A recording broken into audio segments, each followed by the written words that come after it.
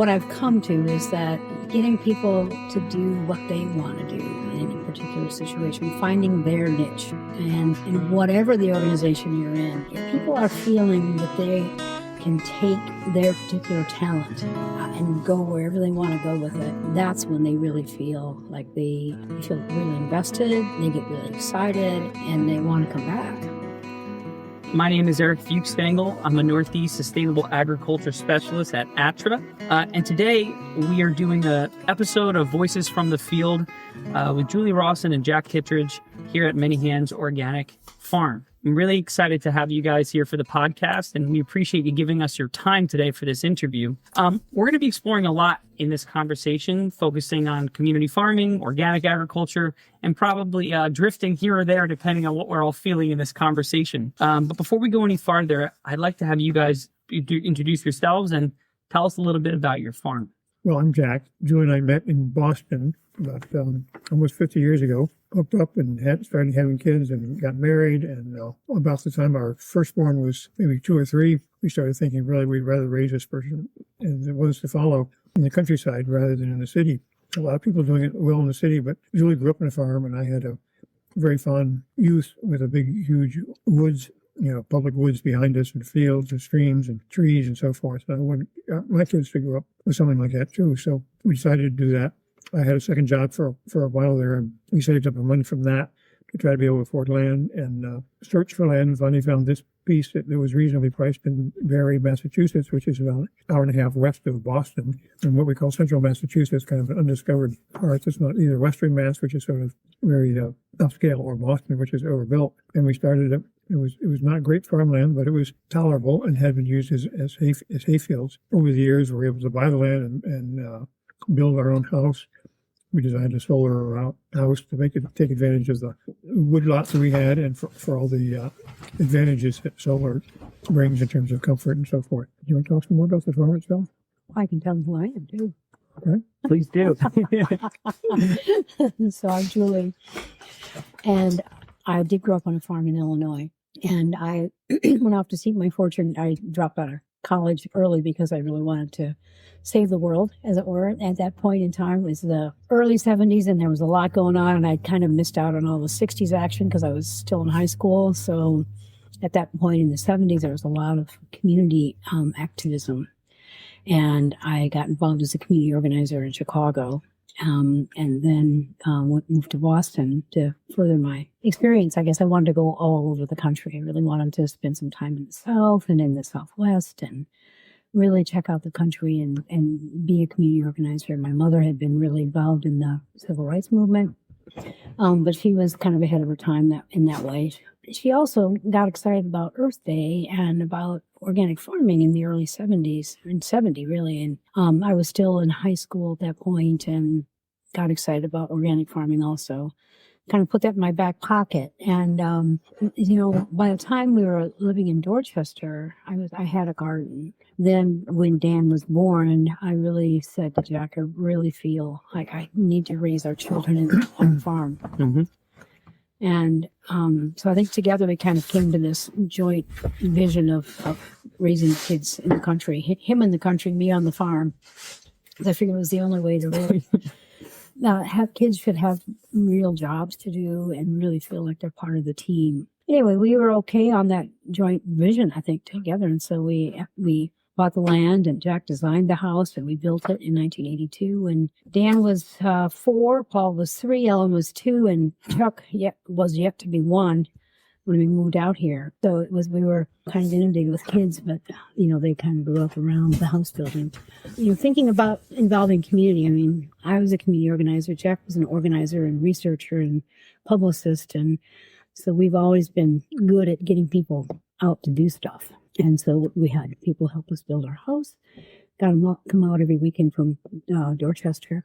And Jack wrote a nice newsletter every other week, and we got all sorts of people to come out and help us build the house.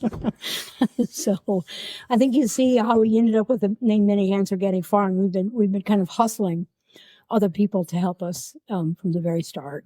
It was busy, but I think of it mostly as those early years as just Julie and me and the kids. The kids were very young and not able to do a whole lot of work, and we didn't have much money, so we had to couldn't hire people. So basically, if we didn't do it ourselves, it didn't get done. So 4, 5, 6 years there, when we first got started, things were very, very tight. We worked very hard and did not get much back from it. But slowly, we began to get other friends who would help, and we began to be able to hire people slowly. And it was just a very slow transition. But the many hands part is very, very accurate. I mean, that's probably the best description of the place. The community farm, in the sense that it's technically, a private farm like every other private farm, and doesn't have a community purpose in the sense of a name or site or any of that stuff. I think it's more a function of the people who live here and what we're doing. And Julie particularly is very good at attracting people and involving them and stuff. And I think, a lot of private farms can be community farms in that sense, that you're involving a dozen people and, as volunteers, as working shareholders, people who feel like they have a stake in that, almost like an owner, really. If you have the opportunity to do something local that's, freeing, like farming, gives you independence where you can't be fired by some boss for coming down from their own line, but it's your own land. It's kind of the Jeffersonian ideal of the yeoman farmer. And we feel very lucky to have had a chance to do that ourselves. It's amazing because I always say to my friends when they ask me about farming, I always say that farming's way better with people, right? Way better than just you and your wife out there just struggling away every day. It feels like it's supposed to have a community of people around it. Along that line, what does community mean to you both? Well, I guess, it can be virtually any kind of people. It can be youngsters. It can be oldsters. We've had both. We've had some, teenage kids working here. We've had some retired people working here. We've had ex-prisoners working here. We've got professors working here. So it doesn't matter if your educational level. I think people realize that they have to do productive work in a very efficient way if they want to work here. And that levels the playing field, I guess, in a lot of ways. But I think community is basically, that's right. It's the aspects of communities that are important to the farm are that, one, you need more help many times. There's a lot of things you just can't do as a couple. You can't. It's very hard to put your pigs back once they get out if you're just two of you. If you have 4 or 5, it's a lot easier. Yeah, I look at life from the aspect of as a community organizer, and I had this epiphany when I was in college. I went to visit this community organization in Chicago for the weekend, and all my life I'd been worried about being too bossy and kind of like having people, getting people to do stuff for me.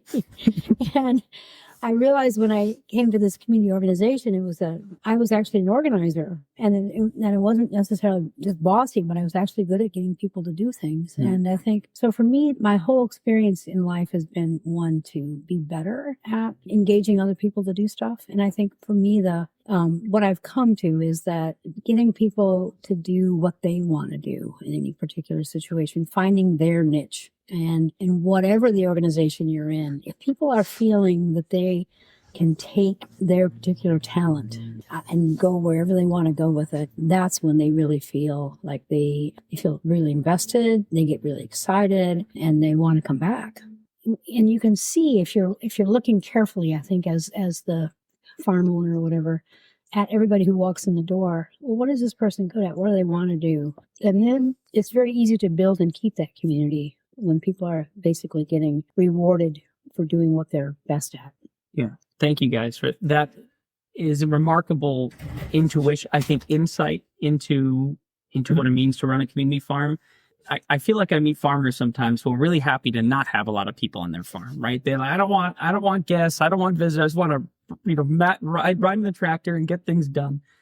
You guys raised the family and also simultaneously fostered a community here, basically at your home every day, running the farm and feeding people. I mean, you have these amazing community lunches throughout the course of from what I read in your book, breakfast as well. Sometimes it sounds like everyone's eating really good here. Why did you guys choose that path to always encourage people to come back to the farm? I like to have people around all the time. And having grown up in the Midwest on a farm, you feed people. It's part of the culture. When people come over, you feed them. And when they help you make hay, you feed them. And you bring them cookies at 10 o'clock and you have lunch. And then you have, coffee breaks and all that kind of stuff. So for me, it was like, that's how I was trained.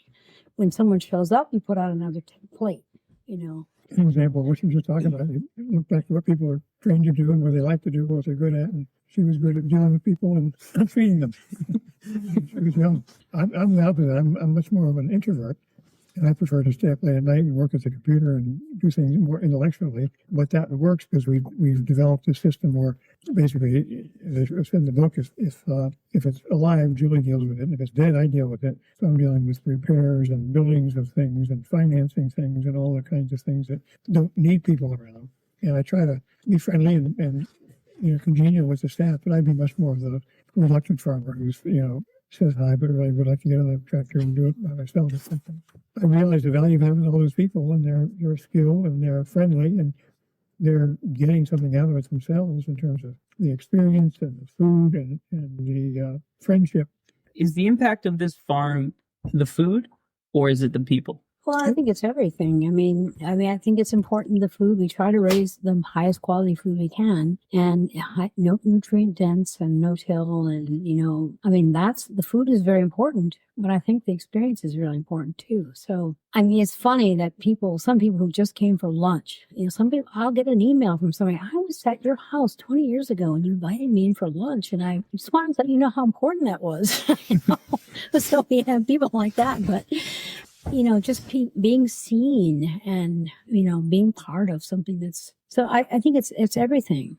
It's the food, but it's the care of the land, and it's the, desire to do whatever we can to help the land around us be, a haven for not only us, but all the wildlife and the microbes and the plants and all that kind of stuff. And then I think both Jack and I have a real urge to educate. And we did a lot of that when we were heavily involved in NOFA for 36 years. But we continue to do that. We want to share what we have learned and share it to those who want to learn it. Could you guys, I'm realizing that we started this conversation off and we didn't mention your book. Would you guys mind telling us the title of your book and what your inspiration was to write it? It's called Many Hands Make a Farm.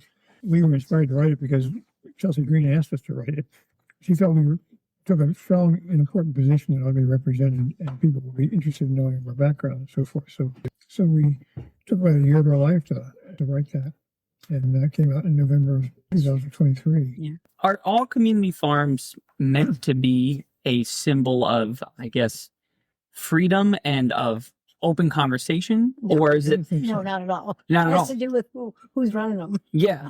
Tell me about that, because you guys have chosen to, you mentioned conflict and having open conversations in the farm field. Yeah. And it comes down to the farmer that's managing that farm. Well, my best judgment is that Julie has a good personality to run that kind of a farm. And you need those kind of personalities are what you need. If you have two people like me, you're not going to have a community farm, because they'll be telling people, yeah, that was nice, I'm going to do my work here. Julie's like, oh, you want to do this? Well, I can do that, and I'll make this, and we'll have this meeting, and I'll bring these tools for you. She's going to be helpful and accommodating. And there are people like that throughout the world, and this is a great role for them, is to be an MC or something in a community farm, especially if they're interested in nutrition and like to cook and like to feed people. But I think most community farms, it seems like it's a term that either refers to the legal control of the farm or the financial backing of the farm or some kind of thing that you can plug different people into and still have it. I don't think it's the same thing. Oftentimes they're run by a town. In Massachusetts, there are a lot of community farms that are run by the town, but then you have a board, and those kind of things can be just as wonderful or as horrible as the people who are involved in them. I just think the important thing is not to exalt anything, any type of farming. You shouldn't exalt organic farming. You shouldn't exalt, anything. It's just like what works in your situation. For me, I just get a lot of work done when I have a lot of people helping me. We had an hour yesterday. There were 4 of us, and we were cleaning out 2 freezers in the basement, both of them very large, and getting everything out, and throwing in some hot water and closing the lid to melt the ice, taking it all out, cleaning it up, putting everything back in an organized fashion. We knocked it off in an hour. That would have taken me 5 hours on my own, lifting all this stuff out, putting it on the floor. It wouldn't have been any fun. Meanwhile, we're, chatting the whole time. And now we know what we have for sale and where it all is located in each freezer. It's a one of, many examples of if you're doing it with friends, or you're, throwing things at each other if you feel like it, and whatever. It's having a good time. I think it's important to have a good time. Along the same line, do you feel then, because we touched on the differences in community farms, are true community farms in that, or this type of farm, which is one that kind of draws people in like a magnet, right? People come here because they know you guys, they know of the type of experience this is. Is it about the owners and the farmers, or can it truly be community led? Could it be a nonprofit that recreates this type of atmosphere? I think it's the personalities. But it can be a profit with a personality that has that kind of personality. Or a private, either way. I mean, it was a community farm owned by the town, run by some board. The manager was Linda Simpkins, who's incredibly, like Julie, just loves people, invites people in, has ideas, is talkative, all that kind of stuff. And she ran a great place for the years that she ran it. It's the person, it's the human capital that you've got employed that makes a difference, I think. And I think most movements, if you look at them, are run usually by an individual or a couple of individuals, and whatever they are, and it's the strength of the personalities. Yeah, I felt that when I got into community farming, it was an act of social change, right? I went to college and studied social change, right. and then I found myself farming all of a sudden.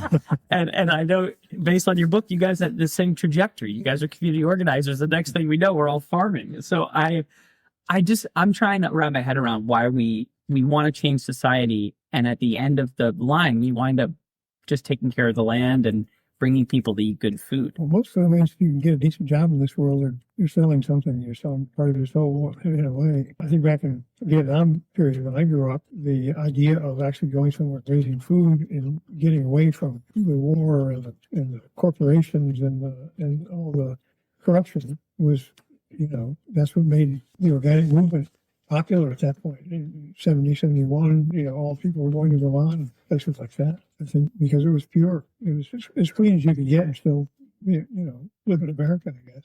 On page 62 of your book, actually, going right to the text here, you guys wrote this interesting line that I had to highlight. It's in the section called The Prospect of Farming. And you wrote, "The sense of wholeness that comes from cooperating closely with nature is so desirable that people will do it for almost nothing.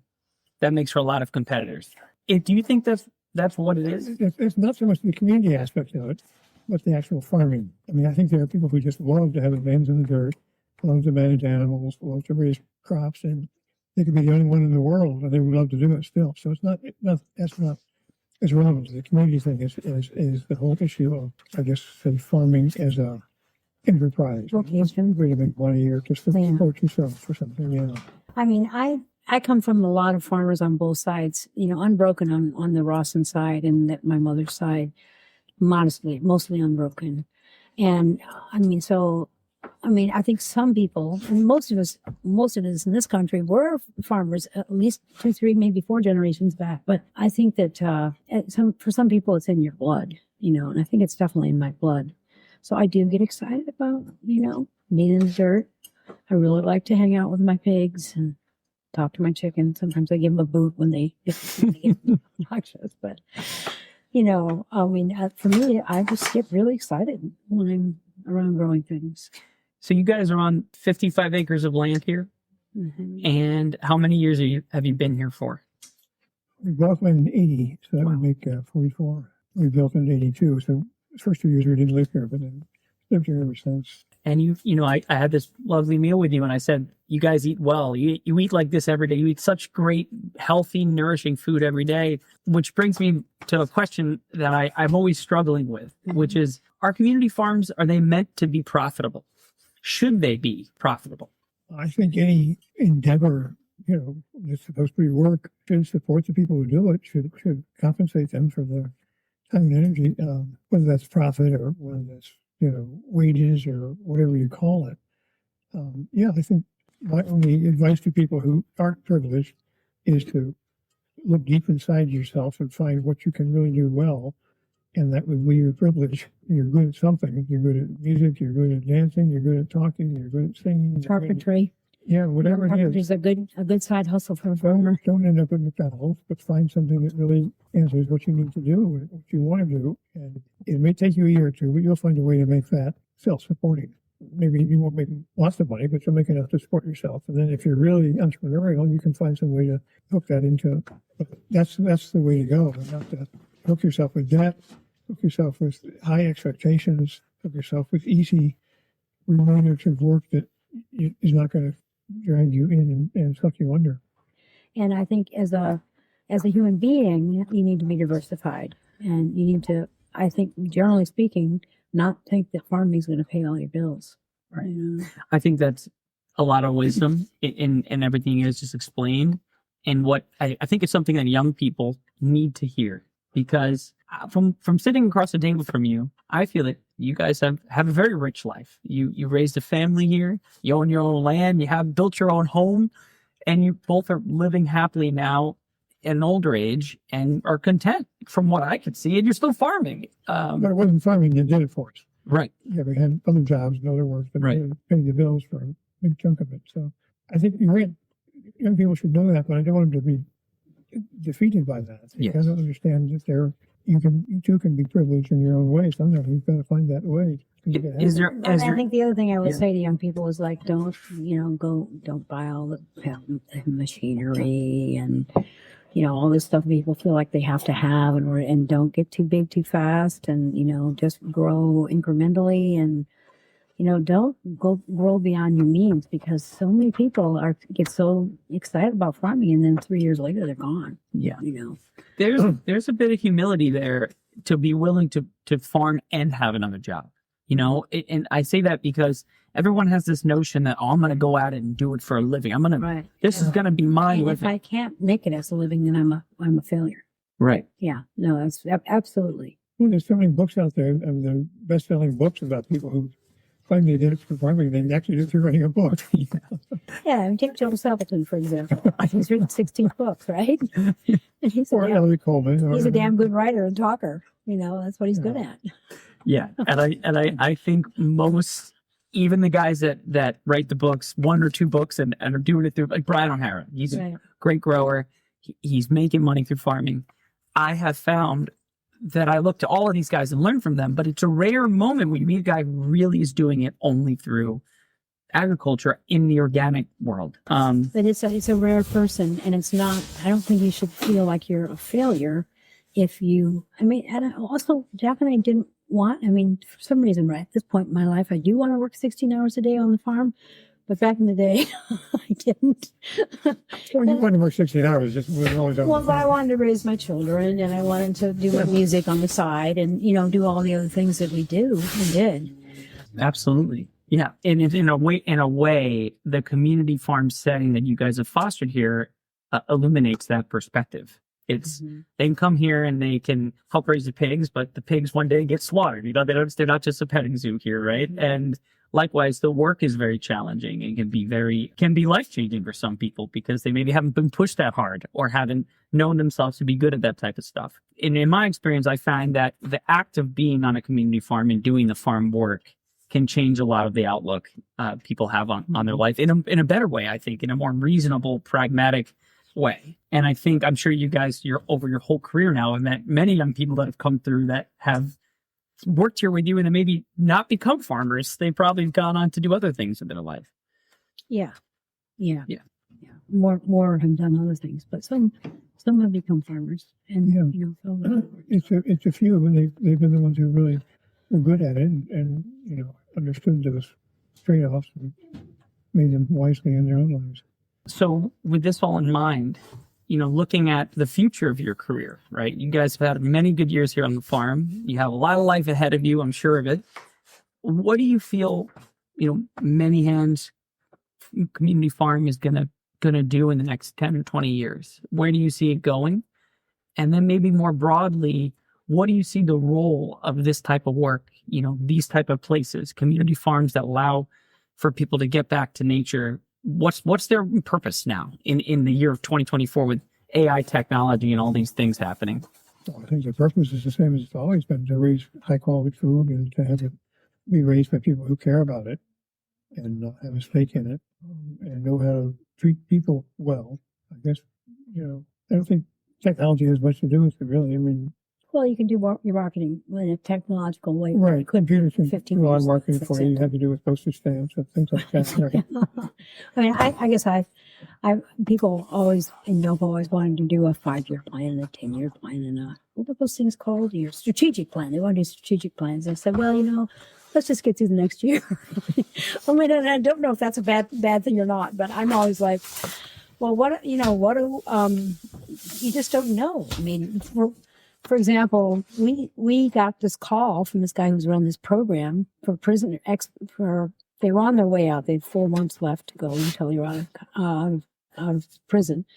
And so that was like what our focus was. But then that kind of passed away. And then, I mean, I feel like things come along and you just have to be, for my part, I just have to be open to what the next thing is. Yeah. And you don't ever really know. I mean, soil carbon, we had this thing with Graham Sate that NOFA had put on with BFA with our son Dan. And that was in 2014. He said, organic farmers have to save the world. We got to start sequestering carbon. So I came home and said, Jack, we got to sell our rototiller. And by the way, can you do a natural farmer issue on this? And so Nova was into carbon all of a sudden in 2014, it just. I feel that from my experience working on a community farm is that it really every year it's evolving both based on the people that kind of season the farm. People come in and they bring their own perspectives to it. And likewise, it's really impacted a lot by the society around you, and in general, on a yearly basis, the farm changes like a human does. Yeah. Answer that question of what's going to happen in the future. I mean, the future is yet to be written, but I just think we have to wake up every day and live our full selves. Absolutely. And the answers come, Well, in the long term, as you said in the book, we're going to be giving the development rights to a nonprofit and requiring that the whole 55 acres be considered one parcel. And none of our kids are interested in taking it over to farm it. So we will, when whoever the last of us is, decides we can't live anymore or we're dead, so as a small farm, so it can't be developed and can't be subdivided, basically. That's not all you can do is prevent those things from happening. You can't require somebody to farm it, but we've got an orchard and we've got fields, we've got a barn and stuff. It presumably would be more attractive for somebody to farm than just to live here and know things and, So that's I would like to see it continue basically in the trajectory that we have put it on, because I thought we were very fortunate to have a life here and raise a family and do all those things and do what we felt was important. I'd like to make that as available as possible for other people. I mean, it'll still be expensive compared to what raw land is in upper Maine or something like that, but it's the best we can do to try to make it available. Do you guys feel you've accomplished what you set out to do here at this farm? Is the world safe? I have said to Jack a few times, I mean, I looked 40 years into the future when we were first here, and there were certain things that I wanted to have happened. And I feel that a lot of those have happened on the farm. But I feel like we had immense fertility and productivity and just bounty, and just kept bringing stuff in, and I have to preserve that. 88 pints of beef puree that we did last week. It's like, I thought I was done. 200 quarts of applesauce, and keep down the line the whole 9 yards. I feel like I feel that it has surpassed my wildest dreams. I also am like, this year I realized that I've been ignoring the scab on our apple trees, and so next year I'm going to go after the scab. Nutritionally, and there's just always so many new things to do. Yeah, I got a late start at 67. I have to really make up time to be able to put my full, because I was always putting a lot of energy into the farm, but a lot of energy into NOFA and the family and the community activities and all that stuff too. So, kind of whittled it down a little bit more now. Don't have the real job anyway. Yeah. Thank you guys for that. I think it's very humbling to for me to come in here now, if you guys have lived such a long life here, and to ask you, have you done it all? But I told you guys my grandfather's almost 100 now, and I asked him the same thing. It's like, Grandpa, like, he does talk to me a lot about how at this age it's just him left, right? My grandma died last year; she was 96. Oh wow! And his friends are all gone, right? He's the oldest. He looks around. He goes to the post office. Everyone's a kid, right? Everyone's younger than him. And the question of, why do you keep living, and also what does it mean to live at that age? Yeah. And his answer is just that the answer he's given me, which is the best I can get, is that he finds meaning in his friends and in his family that's there with him, and his grandkids being around, his children being around. Mm-hmm. And his big thing, he says, is he tries every day to stay relevant, to his family and to the world around him. That's very important, to stay relevant and to not shut yourself off. And people can do that at any age. Right. That's I think my point is you guys are extremely involved and invested and connecting with so many people all the time. And it's a lot of effort I can never say it's not a lot of effort to bring people here and integrate them into the farm. And they might only be here one time.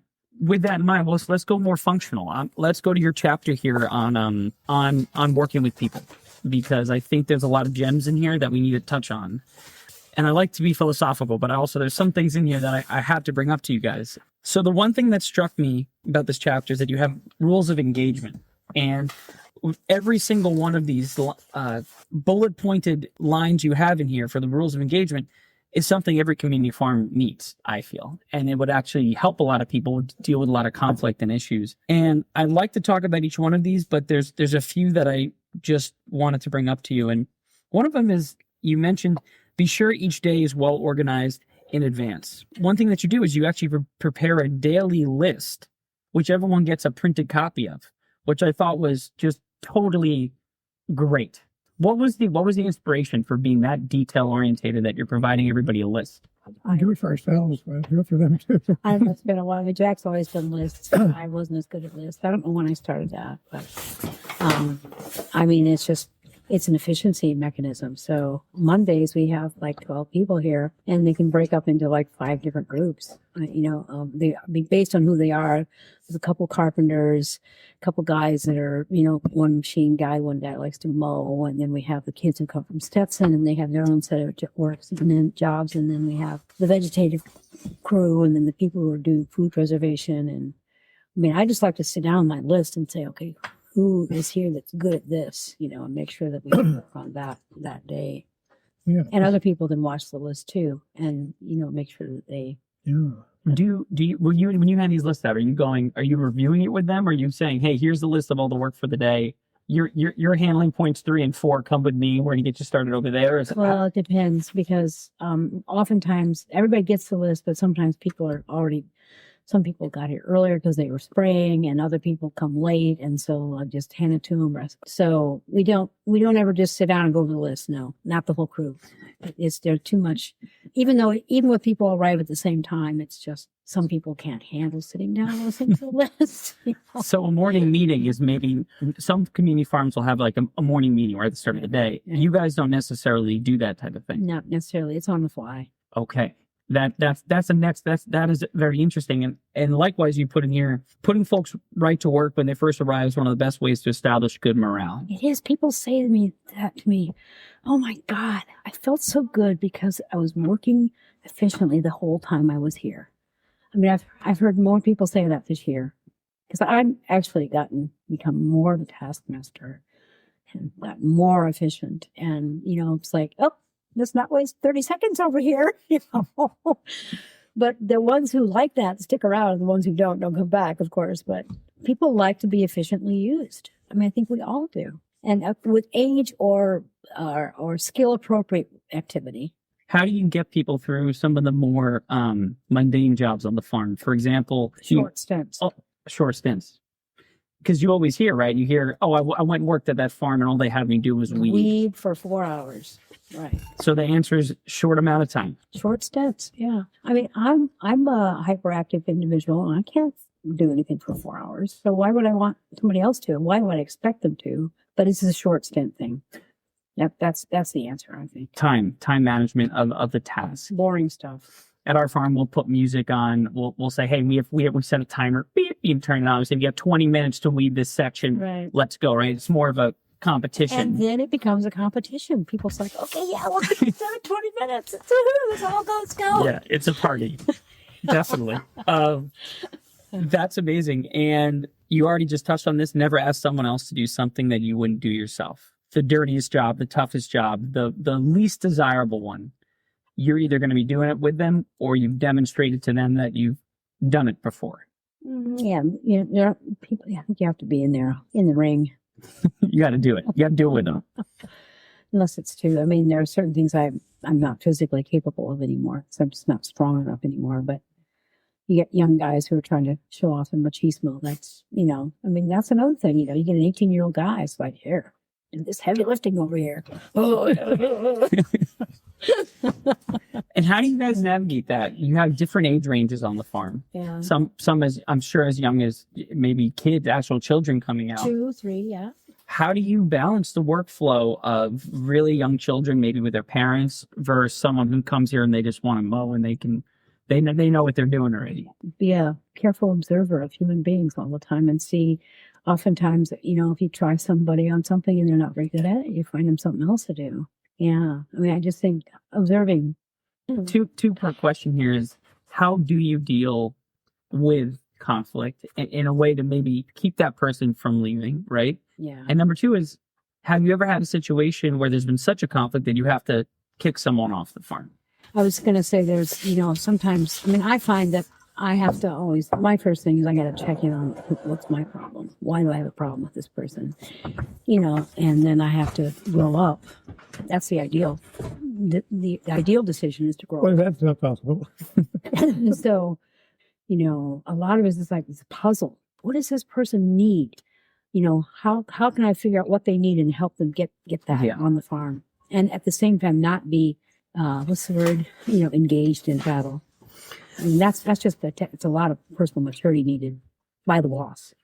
I agree, and I actually think it's an extremely high level of leadership ability from both of you to recognize that the first place you started with yourself.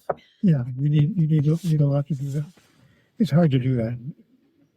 You get more of that as you get older, I think, as you get more old and more knowledgeable, but you're not always going to have that. So you're going to lose a few people.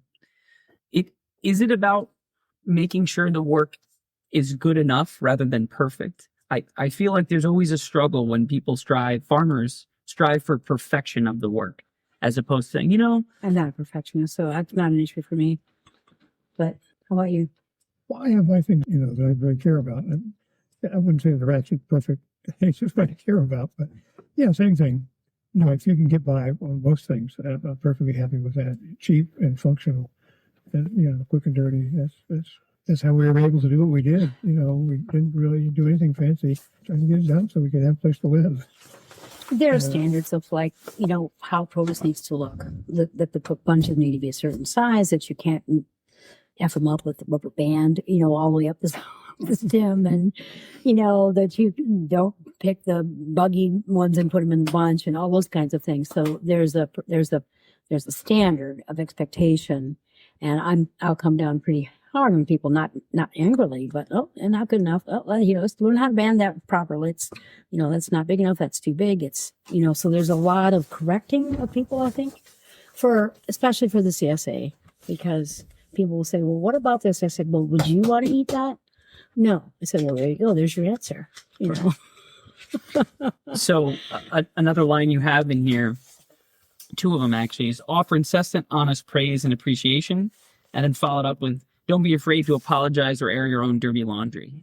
And in a way, I think we're talking about both of those, right?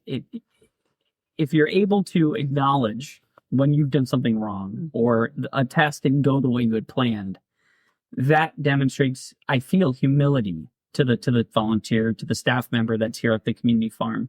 Could you speak a little to that? How do you approach that when you work with people? Well, I've never made any mistakes, but Julie, you probably. Well, I have a really high level of expectation for my personal behavior. I think as I've gotten older, I really have to apologize when I screw up, because I maybe that's my perfectionism comes into my, this is not okay. You have to not behave that way. And it's a hard thing to do because on the farm, you're the farmer, right? You guys are the farmers. You're not supposed to screw up. This is your farm. You built the whole place, right? Oh, I don't know. I mean, there's so many ways to screw up every day. And farming is so intense and so many different skills you have to know and master, and it just somebody's always going to be bringing something. Oh, I read about this, and oh yeah, that's a good idea. Yeah, and so many people are so much better at so many things. I mean, I think that's it. If you can find people who are more expert than you are at something, and like you're in charge of that. People say, "What about such?" Go talk to Matt about that. He's in charge of the machinery. Danny, he's going to fix stuff. That's his job. Yeah. I think, and then you relieve yourself of all this, faults. I'm in charge of everything. Because nobody can be good at everything, right? You just can't. A few other things I just noticed in your essentials list here for working with people, which you guys have created and do, but I think are valuable for people who might listen to this podcast to know about. And you mentioned that you celebrate birthdays and important events. What inspired that? I know it's being a human, but it's like, you guys celebrate are you saying farm staff's birthdays, things like that? Yeah, we had a birthday party yesterday. John, you get a pie for your birthday. Yesterday I made her pie for her, and then I forgot it, and we got up from lunch, and she said, "Can we have that pie?" I forgot your birthday pie. For me, I think from my standpoint, it came from the fact my mother felt birthdays were very important. And I've always felt that way. So, I mean, it's just another way to honor people. People are overwhelmed sometimes by the fact that someone actually remembers their birthday. So, I don't know. It's just a way to make people special, I think it's a great thing to do. And it builds a real sense of community here. It's not just your family that celebrates, it's your farm family. Yeah, no, sometimes we have 2 a week. That's great. And can you talk a little bit too about offer appropriate remuneration? I'm sorry, I can't never get that word right. Remuneration. Remuneration. Yeah. Tell me a little bit about your remunerations and how you guys kind of decided to do that tact with the people that work here. Well, it's a real mess. Yeah, it's a mess. I mean, if people will work for free, let them. But we give them, more and more. We don't have anybody that works for free very long. No, but like Marcia and Jim are still working shareholders. Jim gets a chicken a month, and Marcia gets a dozen eggs and the CSA share for 26 weeks. So that's what they get. And then we have Nick. Nick gets a CSA share with eggs. He's only been here for a year, but they've been here for 2 years. But a lot of those people that started out as working shareholders end up on staff. I think there's a sometimes somebody will call up out of the blue and say, "I'd like to hear about your place. Can I come out and visit?" Julie will say, "Yeah, but you got to work with me for going out from 10 to 2. But we got to work till lunch." And that's a very common thing. And if the person likes it and has a good time and wants to come back, Julie will say, "We're coming back as a volunteer," but then she'll start giving them a dozen eggs or a share or something like that. So I wouldn't say people work here for nothing very long at all. And they then move into a volunteer who's receives some bounty for that volunteer position to a working shareholder where they actually buy or work off a share, and to actually staff person where they're paid and get a share. Everybody gets a share if you work here basically. All the staff people get a share plus their salary. And it's a salary level we're paying 17 to 20 or something. 17 and 25 for carpentry and mechanical. Yeah. So it's pretty good. 17 for That's really good. regular field work. In your book, you do touch upon a lot about the working shareholder and that model that you've kind of had since the beginning, it sounds like. Mm-hmm. Is it still as important to you here at the farm, or is that kind of, as the years have gone on, become less of a support for the farm? No, I think it's important because that means there's just too much work to do. We can't afford to pay everybody. Right. So if we didn't have the present list of working shareholders that we have, we would have not gotten a lot of work done this year. It's just all over the map. And as much work as we can get in exchange for, there's one guy who's a firefighter who didn't want any money, but he's taken on major roles here, and he's getting $10,000 or $11,000 worth of food. We negotiated for him to get that much food. Gotcha. that's evolving all the time too. And it's a good way to do it because the farm's evolving and kind of the demands are evolving, it seems. Last thing I want to really ask you about is the power of having a meal together. Mm-hmm. And I know I had a great meal with you today, and I know this has become a staple of the farm, having lunch with everyone who works here. Why do you guys feel people feel so touched by this communal meal that you have and have been doing for so long? When I grew up, I always had meals with my family, and I don't know that happens anymore. I think it's rarer, just from what you hear. And I think it's a symbolic occasion. It always has been in history and literature and myth and everything else. But people break bread together, and it's a sign of hospitality and friendship. And eating is a very communal activity. It defines us as part of the earth and human and all those things that we share in terms of taste and bodily functions and everything else. It seems like the heart of the farm in certain ways. Yeah. Having this meal every day with people when the season's on feels to me, from the outside at least, like the nucleus of this farm. And I think it probably is. Yeah. In a sense, yeah. I mean, I don't think people come for the meal, but they certainly enjoy it, and some will leave because they've got to get back to work or something. But it's a good capstone, I guess, an ending of the day, sort of. And some people stay for another 2 or 3 hours afterwards, and everybody works together in the kitchen. Clearing the table, washing the dishes, putting stuff away, sweeping the floor. It's one last occasion where everybody works together, I guess. Yeah. I think it's very human, very basic human thing. That's my take. It's an act of self-love, right? To eat nourishing food is taking care of oneself, but to do it together and with each other. Yeah, it's even that humanity between you. Yeah. So last question is, the next generation's coming up, right? I'm 33. I work with a lot of guys and girls who are in their 20s. They all want to be organic farmers. They want to grow and create a community farm. What's a message you could give that next generation for pursuing this type of work, for doing it in a way that continues the legacy that you guys have had here, helping people and feeding people? I think don't be a control freak. Don't have too much of a stated felt. It's got to be like this. We have to have a long list of all these things that we have to check off in order for it to be the right thing. I think it's like let go and let live and let bring people in and let them be part of the whole process. I mean, you should always be in charge. In our situation, we're in charge here, and there's nothing wrong with that. But we need to not with an iron fist. Just with a light hand on the steering wheel. Yeah, that's my advice. I would say, one, don't get into it until you've got some kind of a economic base that you can count on.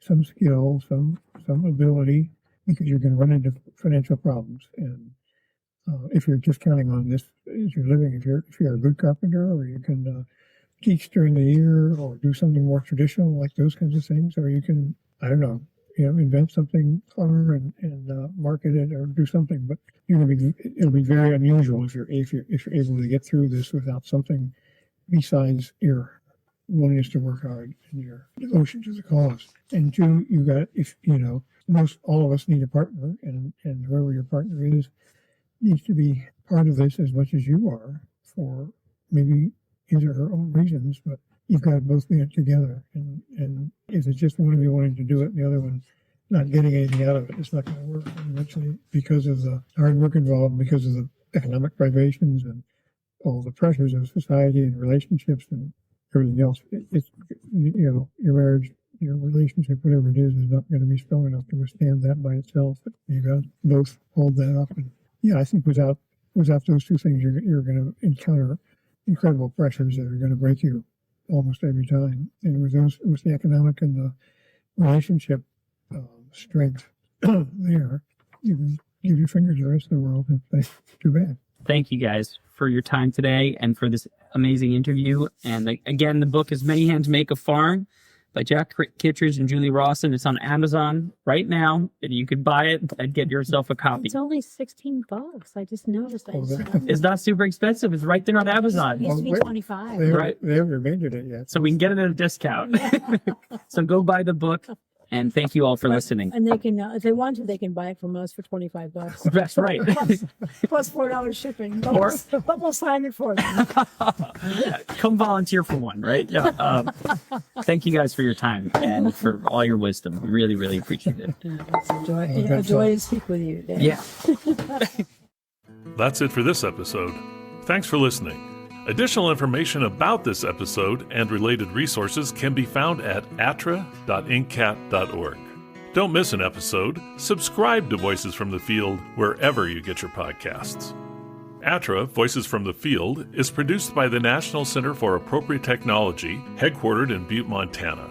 It's supported by the USDA Rural Business Cooperative Service as part of NCAT's ATRA Sustainable Agriculture Program. Any opinions, findings, conclusions, or recommendations expressed in this recording are those of the participants and do not necessarily reflect the views of the USDA or NCAT. We'll catch you again next week, and until then, keep on farming.